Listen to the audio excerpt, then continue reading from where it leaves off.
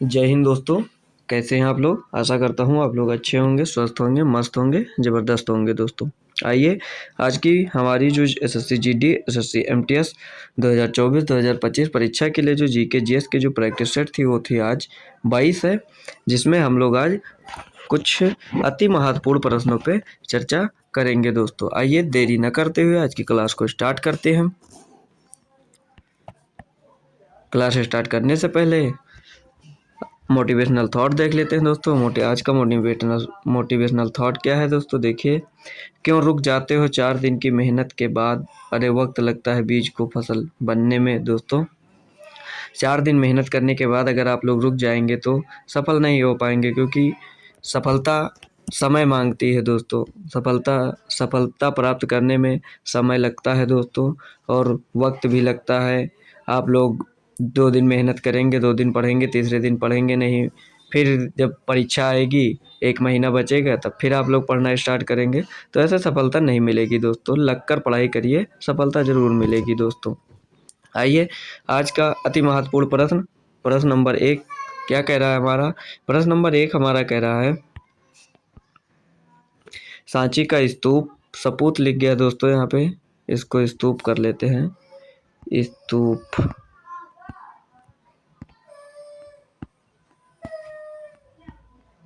सांची का स्तूप किसने बनवाया था दोस्तों? ऑप्शन देख लीजिए। ऑप्शन है अशोक ने, कनिष्क ने, बिंदुसार ने या समुद्रगुप्त ने। तो जो सांची का स्तूप था वह बनवाया था हमारे अशोक जी ने। प्रश्न नंबर 1 का ऑप्शन नंबर ए बिल्कुल करेक्ट हो जाएगा। सांची का स्तूप किसने बनवाया था? तो वो बनवाया था हमारे अशोक जी ने। किसने बनवाया था दोस्तों? अशोक जी ने सांची का स्तूप बनवाया था। प्रश्न नंबर 1 का आंसर नंबर ए बिल्कुल करेक्ट आंसर हो जाएगा। अशोक ने पहला स्तूप यही बनवाया था दोस्तों। सांची का पहला स्तूप बनवाया और यहाँ कई स्तंभ बनवाए। प्रसिद्ध अशोक स्तंभों के मुकुट, जिनमें 4 शेर पीछे की ओर खड़े हैं, को भारत के राष्ट्रीय प्रतीक के रूप में भी अपनाया गया है। सांची ने बौद्ध धर्म को अपनाया, जिसने हिंदू धर्म की जगह ले ली दोस्तों। आइए अगला प्रश्न देखते हैं। प्रश्न नंबर 2 हमारा कह रहा है दोस्तों, गैर नृत्य राजस्थान के डैश समुदाय द्वारा किया जाता है। जो गैर नृत्य है वह राजस्थान के किस समुदाय द्वारा किया जाता है? ऑप्शन है भील, गोंड, जाट, गुर्जर। तो दोस्तों जो राजस्थान का वह समुदाय है वह है हमारा भील। ऑप्शन नंबर ए इसका बिल्कुल करेक्ट आंसर हो जाएगा। जो भील समुदाय है उसके द्वारा किया जाता है कौन सा नृत्य? गैर नृत्य जो है वो किया जाता है भील। ऑप्शन नंबर ए इसका बिल्कुल करेक्ट आंसर हो जाएगा प्रश्न नंबर 2 का। आइए देखते हैं राजस्थान के और लोक नृत्य जो है दोस्तों, देख लीजिए, नोट भी कर लीजिए, परीक्षा की दृष्टि से बहुत ही महत्वपूर्ण है दोस्तों। गौरी, हाथीमाना और गैर नृत्य राजस्थान की भील जनजातियों द्वारा किया जाता है दोस्तों। और कालबेलिया, भवाई, शंकरिया, पनियारी, इंडोनी राजस्थान के व्यावसायिक लोक नृत्य हैं। अग्नि, तेरह ताली, गौरी, लांगुरिया, घूमर, गुलड़ा राजस्थान के सामाजिक और धार्मिक लोक नृत्य हैं। ये थे राजस्थान के कुछ प्रमुख लोक नृत्य दोस्तों। इसको आप लोग स्क्रीनशॉट ले सकते हैं या तो अपनी कॉपी में नोट कर लीजिए। आइए अगला प्रश्न देखते हैं। प्रश्न नंबर 3 दोस्तों, जितने लोग जुड़ चुके हैं उतने लोग क्लास को लाइक जरूर कर दें दोस्तों, और क्लास को शेयर भी कर दें दोस्तों, जिससे अन्य स्टूडेंट को भी इस क्लास का लाभ प्राप्त हो सके दोस्तों, और वो सफलता प्राप्त कर सकें दोस्तों। आइए देखते हैं। प्रश्न नंबर 3 कह रहा है हमारा, बैसाखी त्यौहार प्रमुख रूप से डैश और डैश राज्यों में मनाया जाता है। जो बैसाखी त्यौहार है प्रमुख रूप से किन किन राज्यों में मनाया जाता है दोस्तों? तो ऑप्शन देख लीजिए। ऑप्शन है नागालैंड, राजस्थान, मध्य प्रदेश, पंजाब, हरियाणा और तमिलनाडु, केरल। तो दोस्तों जो बैसाखी त्यौहार है वह मुख्य रूप से हमारा मनाया जाता है पंजाब और हरियाणा में। कहाँ मनाया जाता है दोस्तों? पंजाब में, और कहाँ पे? हरियाणा में दोस्तों मनाया जाता है कौन सा? बैसाखी त्यौहार। देखिए बैसाखी त्यौहार जो है पंजाब का एक प्रसिद्ध त्यौहार है। बैसाखी का त्यौहार भारत में बसंत ऋतु के उपलक्ष्य में मनाया जाता है। इस त्यौहार को सिख नव वर्ष के रूप में भी जाना जाता है और सिख अपने 10वें गुरु गोबिंद सिंह को श्रद्धांजलि देते हैं। बैसाखी संक्रांति बैसाख के पहले दिन मनाई जाती है। इस दिन को सतुआ या सतवाही के नाम से भी जाना जाता है। किसको? बैसाखी को दोस्तों। आइए अगला प्रश्न देखते हैं, प्रश्न नंबर 4। प्रश्न नंबर 4 हमारा कह रहा है, भारत ने किस ओलंपिक खेल में पहली बार स्वर्ण पदक जीता था? दोस्तों, भारत ने किस ओलंपिक खेल में पहली बार स्वर्ण पदक जीता था? ऑप्शन है 1936 बर्लिन, 1968 मैक्सिको, 1958 एम्स्टर्डम, 1952 में हेलसिंकी। तो दोस्तों इसका जो सही उत्तर है वो ऑप्शन नंबर सी इसका बिल्कुल करेक्ट आंसर हो जाएगा। दोस्तों, भारत ने जो 1928 ईस्वी में एम्स्टर्डम जो खेल में पहली बार स्वर्ण पदक जीता था। किस ओलंपिक खेल में? ऑप्शन नंबर सी 1928 एम्स्टर्डम में। दोस्तों आइए इसके बारे में जानते हैं। भारतीय पुरुष हॉकी टीम ने 1928 के एम्स्टर्डम ओलंपिक में अपना पहला ओलंपिक स्वर्ण पदक जीता था। दोस्तों, इसमें हॉकी के क्षेत्र में भारत के लंबे प्रभुत्व की शुरुआत हुई। यह अंतर्राष्ट्रीय खेलों में भारत की क्षमता को उजागर करने वाली एक अत्यधिक प्रतीकात्मक उपलब्धि थी। दोस्तों, 1928 में जब भारतीय पुरुष हॉकी टीम ने स्वर्ण पदक जीता था। दोस्तों आइए अगला प्रश्न देखते हैं, प्रश्न नंबर 5। प्रश्न नंबर 5 कह रहा है हमारा, 2011 की जनगणना के अनुसार भारत की साक्षरता दर कितनी है? 2011 की जनगणना के अनुसार भारत की साक्षरता दर कितनी है? दोस्तों, ऑप्शन नंबर ए है 72, 61, 74, 81। तो दोस्तों जो सही उत्तर है इसका हो जाएगा option number C. Option number C, जो 2011 में भारत जनगणना हुई थी तो भारत की साक्षरता दर थी दोस्तों 74.04%। तो यहाँ पे दोस्तों ये ऑप्शन में है नहीं, तो 74% है, तो ये हम मान लेते हैं। दोस्तों ऑप्शन नंबर सी इसका बिल्कुल करेक्ट आंसर हो जाएगा। दोस्तों आइए जानते हैं 2011 की जनगणना जो है दोस्तों उसको आप लोग बहुत विधिवत पढ़ लीजिए, क्योंकि एसएससी जीडी में इसके कई सवाल देखने को मिले हैं और प्रीवियस ईयर के क्वेश्चन में भी कई सवाल मिल चुके हैं दोस्तों। और आप लोग भी अगर मेरी क्लास डेली अटेंड करते हैं तो आपको एक ना एक सवाल मिलता जरूर है दोस्तों 2011 जनगणना से। दोस्तों इसको आप लोग जरूर पढ़ लीजिए। दोस्तों देखिए इसमें लिखा हुआ है 2011 की जनगणना के परिणामों से पता चला कि देश में साक्षरता दर में वृद्धि हुई है। देश में साक्षरता दर 74.04%, पुरुषों के लिए 82.14% और महिलाओं के लिए 65.14% है। ये आंकड़े आप लोग कॉपी में जरूर नोट कर लीजिए। दोस्तों आइए अगला प्रश्न देखते हैं, प्रश्न नंबर 6।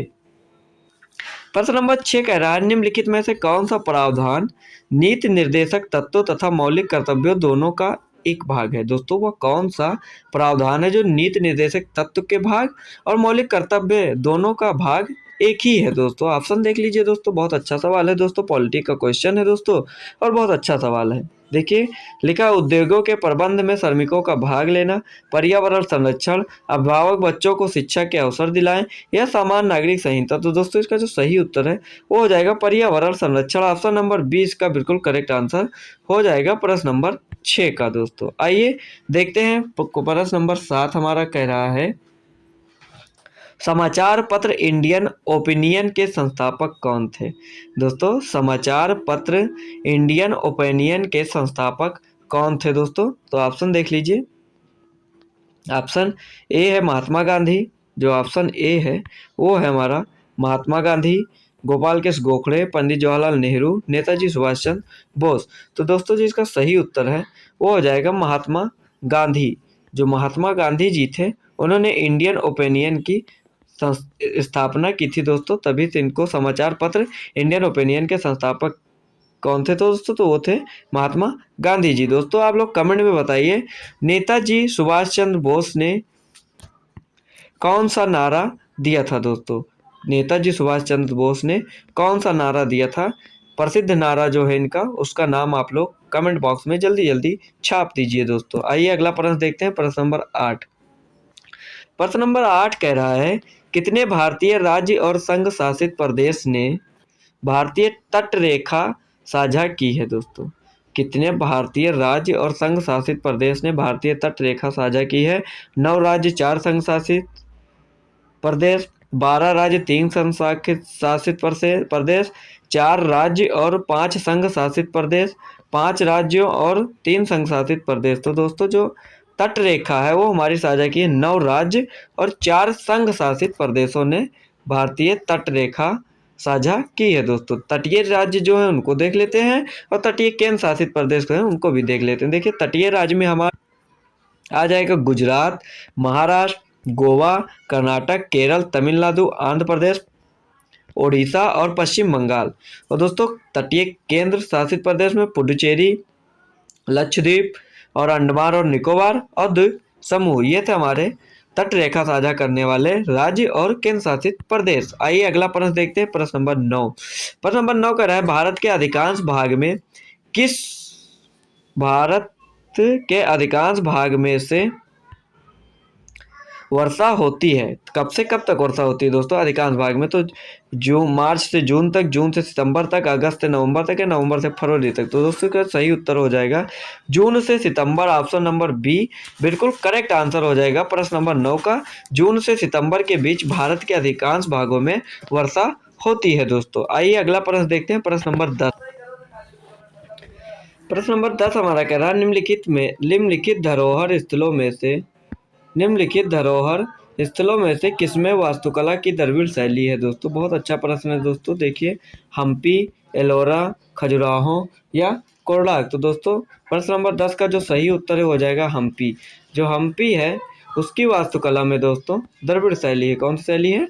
द्रविड़ शैली है हम्पी की वास्तुकला में। दोस्तों आइए जानते हैं इसके बारे में। दोस्तों देख लीजिए लिखा हुआ है द्रविड़ शैली की वास्तुकला वाला धरोहर स्थल हम्पी है। हम्पी को हम्पी में स्मारकों के समूह के रूप में भी जाना जाता है, जो कर्नाटक में स्थित यूनेस्को की विश्व धरोहर स्थल है।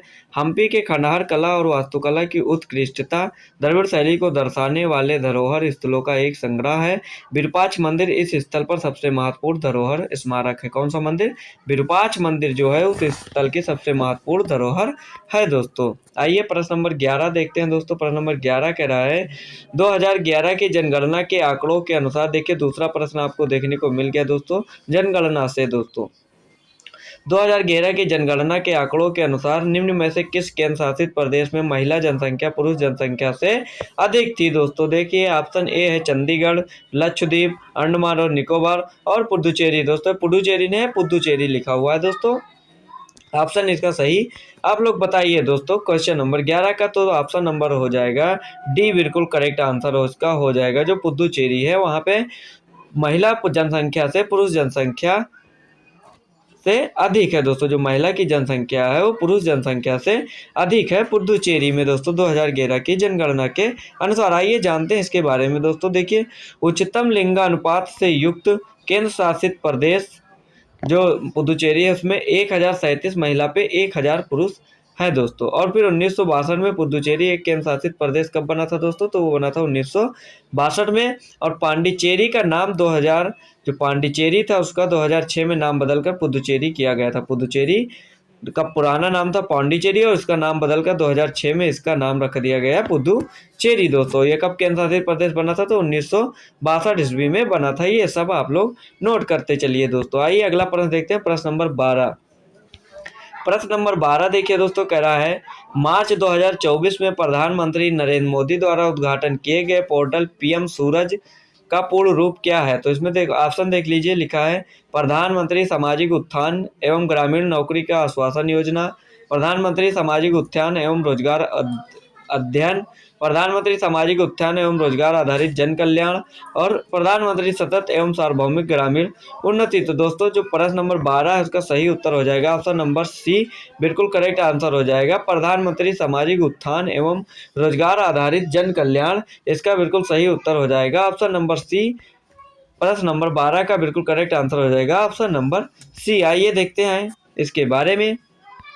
देखिए लिखा हुआ है दोस्तों प्रधानमंत्री नरेंद्र मोदी ने प्रधानमंत्री सामाजिक उत्थान और रोजगार आधारित जन कल्याण पीएम सूरज राष्ट्रीय पोर्टल का उद्घाटन किया, जिसमें वंचित समुदायों के 1 लाख उद्यमियों के लिए ऋण की सहायता पर जोर दिया गया है दोस्तों। 1 लाख उद्यमियों के लिए ऋण की सहायता पर जोर दिया गया है, किसमें? पीएम सूरज जो पोर्टल का उद्घाटन किया है प्रधानमंत्री नरेंद्र मोदी जी ने। आइए अगला प्रश्न देखते हैं। प्रश्न नंबर 13 हमारा कह रहा है, भारतीय अंतरिक्ष अनुसंधान संगठन इसरो द्वारा अपने 2024 सक्रिय अंतरिक्ष विज्ञान कार्यक्रम के लिए घोषित स्टार्ट का पूर्ण रूप क्या है दोस्तों? स्टार्ट जो है उसका पूर्ण रूप क्या है? ऑप्शन देख लीजिए।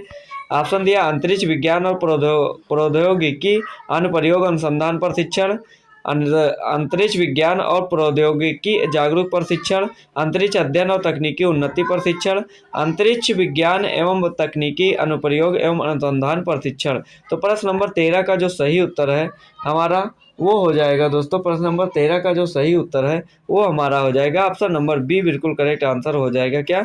अंतरिक्ष विज्ञान और प्रौद्योगिकी जागरूक प्रशिक्षण जो है स्टार्ट जो है इसका ये पूर्ण रूप है। ऑप्शन नंबर बी बिल्कुल करेक्ट आंसर हो जाएगा प्रश्न नंबर 13 का दोस्तों। आइए अगला प्रश्न देखते हैं इसके बारे में, स्टार्ट क्या है।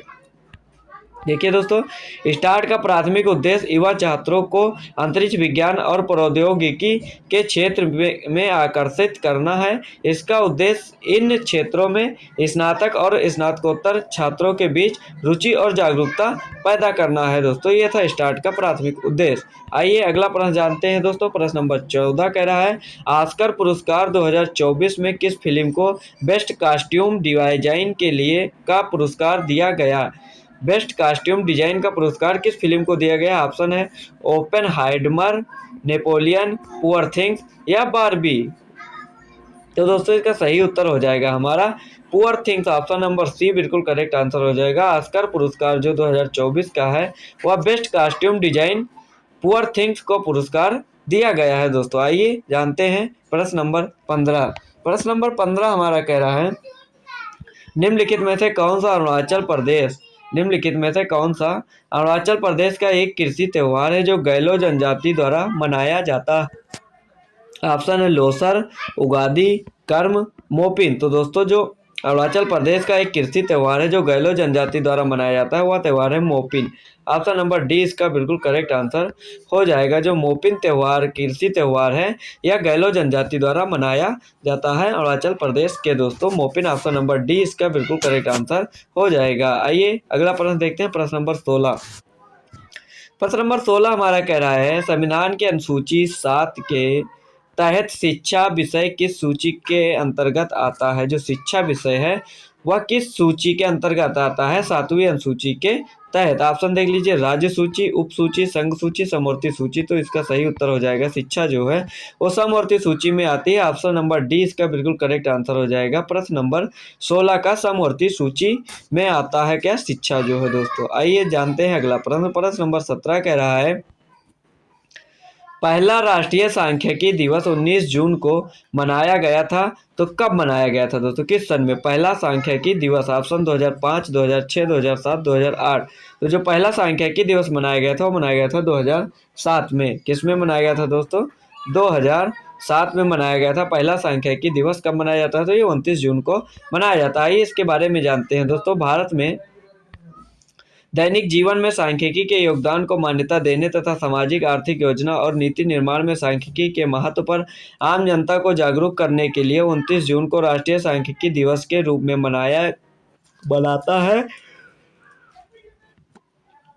पहला राष्ट्रीय सांख्यिकी दिवस 29 जून 2007 को मनाया गया था। कब मनाया गया था दोस्तों? 29 जून 2007 को पहला सांख्यिकी दिवस मनाया गया था। आइए अगला प्रश्न देखते हैं। प्रश्न नंबर 18। प्रश्न नंबर 18 कह रहा है हमारा, भारत का चुनाव आयोग ECI देश में स्वतंत्र और निष्पक्ष चुनाव के रक्षक है और भारतीय संविधान के किस अनुच्छेद में इसकी स्थापना का प्रावधान है दोस्तों? ऑप्शन 356, 324, 352, 101। तो दोस्तों इसका सही उत्तर हो जाएगा 324। अनुच्छेद नंबर 324 जो है उसमें भारतीय संविधान के 324 अनुच्छेद में इसकी स्थापना का प्रावधान है। किसका दोस्तों? भारत के चुनाव आयोग का, इलेक्शन कमीशन इंडिया का जो प्रावधान है, स्थापना का प्रावधान जो है वो है अनुच्छेद 324 में। ऑप्शन नंबर बी इसका बिल्कुल करेक्ट आंसर हो जाएगा दोस्तों। आइए प्रश्न नंबर 19 दोस्तों कह रहा है, प्रधानमंत्री नरेंद्र मोदी ने अपनी यात्रा के दौरान दौरान पश्चिम बंगाल के कोलकाता में भारत की पहली अंडर वाटर मेट्रो सुरंग का उद्घाटन किया। मेट्रो किस नदी के नीचे चलेगी दोस्तों? ऑप्शन देख लीजिए, दामोदर, महानंदा, सुवर्णरेखा और हुगली। तो दोस्तों जो हुगली नदी है, हुगली हमारी ऑप्शन नंबर डी इसका बिल्कुल करेक्ट आंसर हो जाएगा। प्रश्न नंबर 19 का दोस्तों जो हुगली नदी के नीचे चलेगी पहली अंडर वाटर मेट्रो सुरंग जो है वो हुगली नदी के नीचे चलेगी दोस्तों। जो आइए अगला देखते हैं। प्रश्न नंबर 20 हमारा कह रहा है, अलाउद्दीन खिलजी के शासनकाल के दौरान कपड़ा बाजार को किस नाम से जाना जाता था? अलाउद्दीन खिलजी के शासनकाल के दौरान जो हमारी कपड़ा बाजार थी उसको किस नाम से जाना जाता था दोस्तों? तो ऑप्शन है सराय ए अल मंडी, मोनिहन, शाहनाय मंडी। तो दोस्तों जो सराय ए अल है उसको हम जानते थे कपड़ा बाजार के नाम से। ऑप्शन नंबर ए इसका बिल्कुल करेक्ट आंसर हो जाएगा। ए, ऑप्शन नंबर ए सराय ए अल जो है वो कपड़ा बाजार के नाम से जाना जाता था दोस्तों। आइए जानते हैं इसके बारे में दोस्तों, देख लेते हैं थोड़ा। अलाउद्दीन खिलजी के शासनकाल के दौरान कपड़ा बाजार को सराय ए अल के नाम से जाना जाता था। सराय ए अल कपड़े के व्यापार को विनियमित करने और धोखाधड़ी प्रथाओं को रोकने के लिए अलाउद्दीन खिलजी द्वारा स्थापित एक बाजार था। यह बाजार दिल्ली में स्थित था और अपने सख्त नियमों तथा उचित कीमतों के लिए जाना जाता था। कौन था? सराय ए अल, जो अलाउद्दीन खिलजी के शासनकाल के दौरान कपड़ा बाजार का नाम था दोस्तों। आइए जानते हैं अगला प्रश्न, प्रश्न नंबर 21।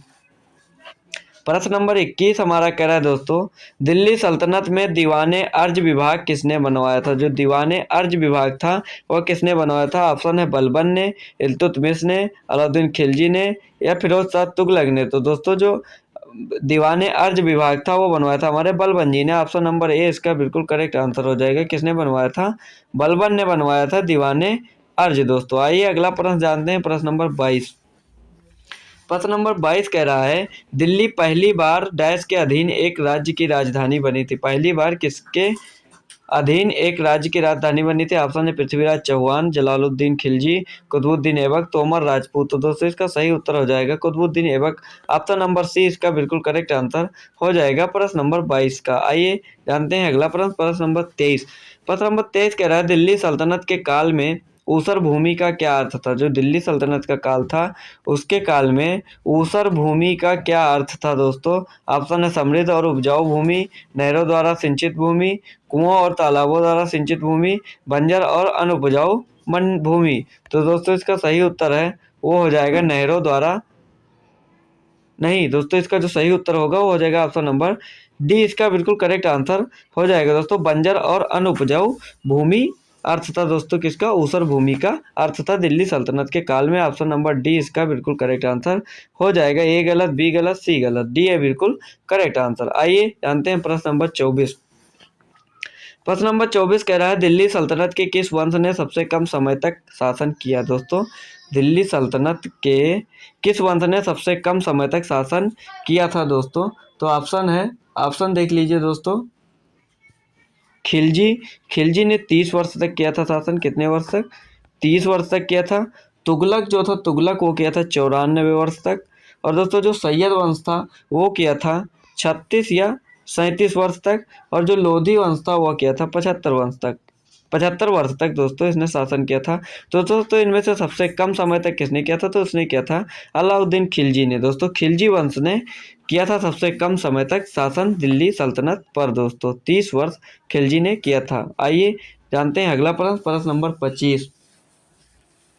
प्रश्न नंबर 25 कह रहा है, 1526 में बाबर और इब्राहिम लोदी की सेनाओं के बीच प्रसिद्ध युद्ध हरियाणा में निम्नलिखित में से किस स्थान पर लड़ा गया था? Option A Jhajjar, Kurukshetra, Rohtak, Panipat. तो दोस्तों इसका सही उत्तर हो जाएगा बिल्कुल जो करेक्ट उत्तर है। अगर किसी को पता है तो ऑप्शन में कमेंट करिए दोस्तों। लिखा है 1526 में बाबर और इब्राहिम लोदी की सेनाओं के बीच प्रसिद्ध युद्ध हरियाणा में निम्नलिखित में से किस स्थान पर लड़ा गया था? झज्जर, कुरुक्षेत्र, रोहतक, पानीपत। तो दोस्तों पानीपत में लड़ा गया था। ऑप्शन नंबर डी इसका बिल्कुल करेक्ट आंसर हो जाएगा। जो इब्राहिम लोदी के सेना, बाबर और इब्राहिम लोदी के बीच में जो लड़ा गया था वो कौन सा युद्ध था? वो था पानीपत का युद्ध दोस्तों। आइए इसके बारे में जानते हैं दोस्तों।